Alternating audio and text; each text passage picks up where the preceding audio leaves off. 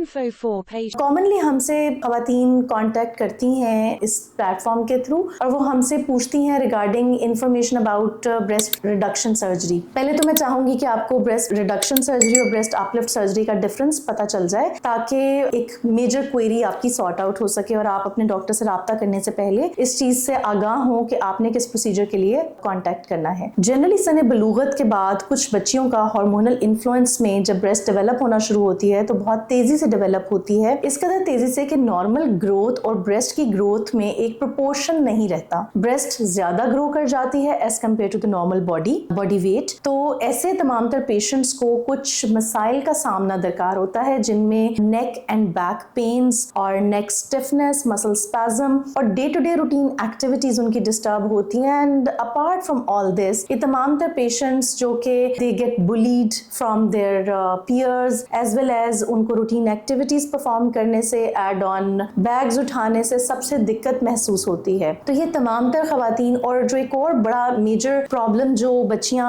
Discuss کرتی ہیں یا بتاتی ہیں کہ ان کو مارکیٹ میں انڈر گارمنٹس اویلیبل نہیں ہوتے اتنے ہیوج سائز کو کور کرنے کے لیے, and they are enable to cover up the weight, اور اس کے ساتھ ساتھ خون کی کمی کا بھی شکار رہتی ہیں. تو تمام تر یہ بچیاں جو اس طرح کے, یا خواتین بڑی ایج کی, کچھ خواتین کو سب کچھ سن بلوغت کے بعد ٹھیک رہا, شادی کے بعد حمل کے دوران ان کی چھاتی کا سائز تیزی سے گرو کرنے لگ پڑتا ہے کیونکہ حمل میں ایسٹروجن کی مقدار باڈی میں بہت زیادہ ہو جاتی ہے. تو ان ہارمونس کے انفلوئنس میں جو چھاتی تیزی سے گرو کرتی ہے وہ اگین دوبارہ سے پرابلمز کریٹ کرتی ہے, جس میں بیک پین, نیک پین, اور لیکٹیشن میں جب نرسنگ مدر وہ بنتی ہیں تو اگین ان کا سائز بڑھ جاتا ہے اور اس میں انفیکشن کے چانسز, ایبسسس کے چانسز بہت بڑھ جاتے ہیں.